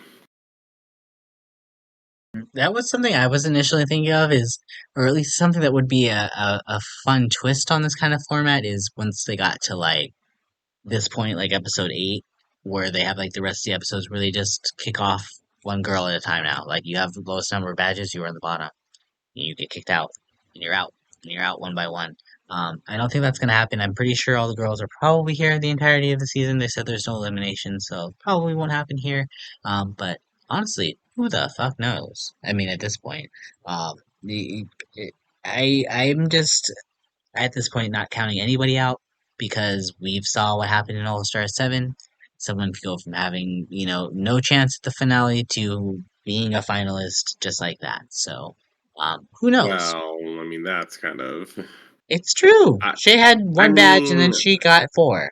So don't Shay had even say one that. badge because she was being did dirty specifically for this moment. Let's be Probably true. real. Probably true. I still love Shay. That was Shay's in my top yeah. five, so don't even. I No, I'm love not Shay. saying I'm a anything big negative Shay about Shay, fan. but like clearly it was being edited for that. Like she was like, "This is some bullshit." Like there was some tea spilled about it too. I mean, I will say I do hope that one day we get their unaired finale that they did ultimately film Oh, and stuff. Like we need yeah, this. that's We not need it off of happening. Bob. Maybe. Maybe Bob's his flash drive will get leaked and we'll get it at some point before It's going to hopefully we be turn like more 50 or difficult to 60. find than season one. Eh, The eh. forgotten season is going to Wait be like for that. I'm gonna just say this. Wait for Rue to retire from the franchise, and we'll see. So we're going to be waiting 20 more years till the plastic surgery is done, and there's nothing else we can do. Oop. I mean, we would be honored to have another 20 years of Rue hosting the show. Let's be real. I would take it. Put her on her Not if I have to see ventilator. 20 more I would fine with performances or more of her songs. I'm gonna need that taken out of the script, it. You please. don't want to see her do Cha Cha Bitch from a wheelchair? Come on now. It would be amazing. Oh no, God, please make it stop. The thoughts in my brains. No. Uh, well, Jack, it has been such a great night tonight. Had such a fun time running over all of the ridiculousness from this episode here with you. And we'll be back again next week to do it again. And on top of that, I'm sure we will have even more coverage coming here because what Canada versus the World 2 will be starting next month. And then on top of that, The Mole starts tonight. So you'll probably be seeing a few more podcasts coming out here over the next couple of days here, and we hope to have you here. If you made it all the way through, please, please, please like, subscribe, comment, all those good stuff. As you know, algorithm loves it when you like, comment, subscribe. So, would love it if y'all would help us get this videos out to everybody, to the masses, because they need to hear this shit.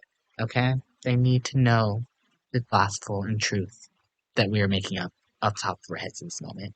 Um, that being said, y'all, we still have again a whole another third of this season to go. Whole, four more episodes. Whole another month of this show to watch. So I'm very excited to see how things plan out. And again, hope y'all are there with us every step of the way. With that being said, on behalf of Jack tonight, I'm Renegayde, and until next time, y'all beautiful benefactresses, stay beautiful. Bye. Bye, dolls.